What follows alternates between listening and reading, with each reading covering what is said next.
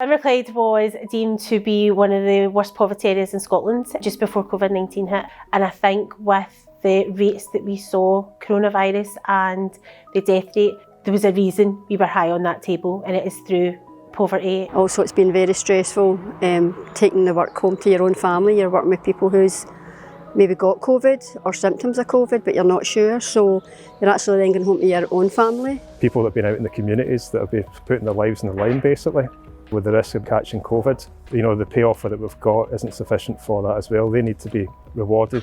A £500 payment, as much as we're all grateful, was really only a token gesture, and it doesn't really meet what we deserve.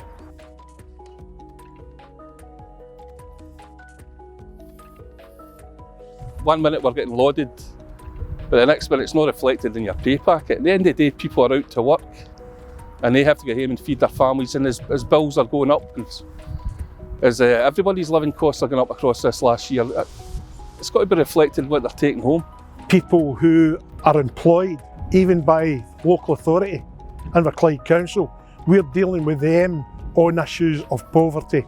It's like in-work poverty. So years ago we had the shipyards, even IBM was a massive employer years ago. Now the local authority is probably the biggest employer in the area. So by cutting the local government budgets, there's no the same jobs. Years ago when people left school there was always a job in Inverclyde, but through cuts that's not happened. Young people aren't getting the same opportunities that they did, and on the basis of that staff are getting expected to do more and more.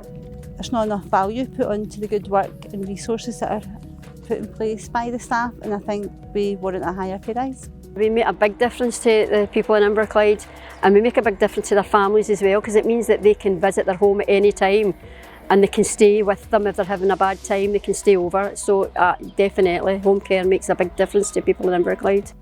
Because we deserve it.